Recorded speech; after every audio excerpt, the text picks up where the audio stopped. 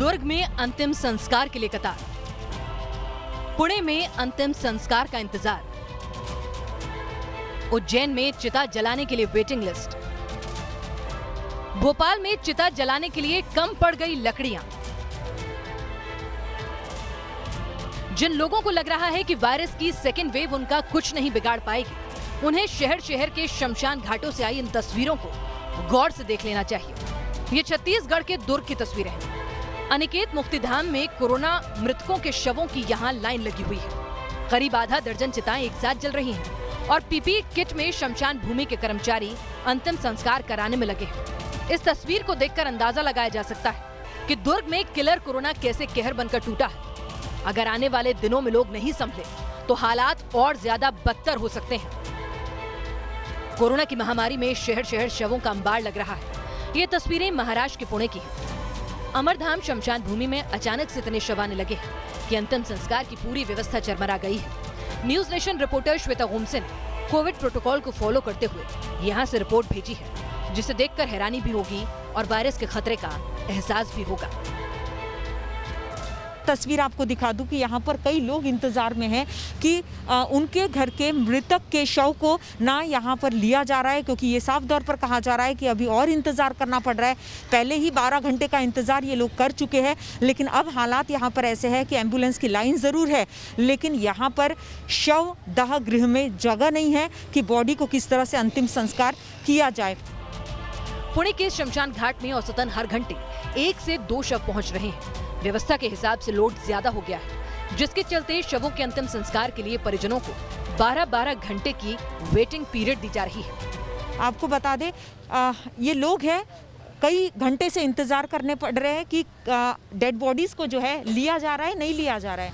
अभी बोले 3 नंबर है, वेटिंग पे रखो। वहाँ पर क्या बोला उन्होंने? वो बोले वहाँ रात भर मुझे दिन भर खड़ा रहना पड़ेगा। 4 बॉडी उधर वेटिंग पे है, इंतजाम नहीं, उसको मशीन खराब हो गया उनका। बोले क्या वजह है? अंदर क्या सुविधा नहीं है या फिर लगातार लाइन? हम भी वेटिंग के लिए, हम भी वेटिंग के लिए, और जो भी आपको पूछना है उनको जाके आप पूछ सकते हैं। शमशान घाट में लगे लाउडस्पीकर के जरिए मृतकों के नाम का अनाउंसमेंट होता है। जिसकी बारी आती है उसका अंतिम संस्कार होता है। एक दिन में तो कम से कम 30 एक बॉडी होती है, ऊपर ही कैमरा लगा है। उनको बार बार वही बोल के फायदा ही नहीं कुछ। पुणे में बिगड़ते हालात के चलते शनिवार से 7 दिन का पार्शियल लॉकडाउन लगाया गया है। शादी समारोह और अंतिम संस्कार को छोड़कर बाकी समारोह पर बैन लगा दिया गया। संक्रमण के मामले में महाराष्ट्र देश में टॉप पर है, वहीं पुणे महाराष्ट्र में टॉप पर है। बीते 24 घंटे में महाराष्ट्र में कोरोना के 43,183 नए केस रिपोर्ट हुए हैं। महाराष्ट्र की पैनिक स्थिति को देखते हुए सीएम उद्धव ठाकरे ने हाई लेवल मीटिंग बुलाई और चेतावनी दे दी कि अगर हालात ऐसे ही रहे तो लॉकडाऊन ही एकमात्र विकल्प है। की जर ही परिस्थिती अशीच राहिली तर आपल्याला परत एकदा लॉकडाऊन करावा लागेल की काय, अशी एक शक्यता मी बोलून दाखवली होती। देश की राजधानी दिल्ली में भी हालात विस्फोटक हैं। यहाँ 24 घंटे में 3,594 नए केस आए। संक्रमण में आई तेजी को देखते हुए सीएम केजरीवाल ने इमरजेंसी मीटिंग बुलाई। देश के लिए ये दूसरी वेव हो सकती है, लेकिन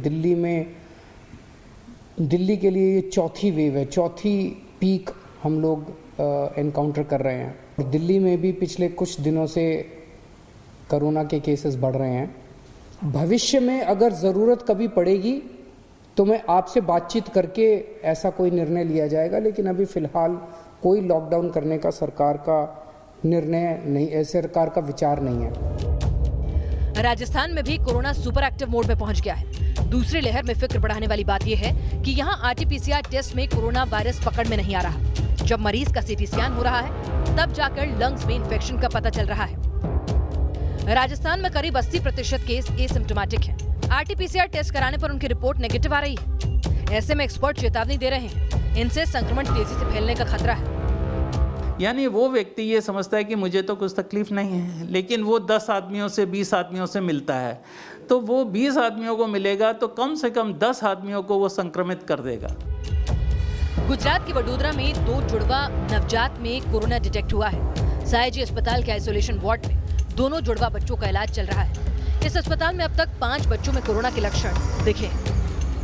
એક આશ્ચર્યજનક એ થયું કે 2 નવજાત જોડિયા બાળકો ટેસ્ટ કરવા સાથે કર્યું તો બંને બાળકો કોરોના પીડિત નવજાત બાળકો નીકળ્યા. એમના કેરટેકરો પણ પોઝિટિવ निकला. कोरोना के री-इन्फेक्शन की डराने वाली खबर भी आ रही है. आईसीएमआर और जॉन हॉपिंग्स यूनिवर्सिटी की रिसर्च में साफ किया गया है 102 दिनों के अंदर दोबारा कोरोना इन्फेक्शन हो सकता है. 1300 लोगों पर ये रिसर्च की गई है, जिनमें 58 लोगों में कोरोना का री-इन्फेक्शन पाया गया. री-इन्फेक्शन के मामले हालांकि कम हैं, लेकिन 3 महीने के अंदर दोबारा संक्रमण का खतरा बना हुआ है. लिहाजा सतर्क रहें, सावधान रहें और घर हो या बाहर हर जगह कोरोना के नियमों का पालन करें. Team news nation.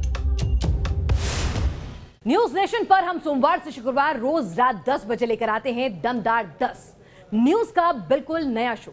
यहां आपको दिन भर की सभी खबरें दिखाते हैं, लेकिन अलग अंदाज में. तो दमदार 10 देखने के लिए आप हमसे रात 10 बजे जरूर मिलें न्यूज नेशन पर.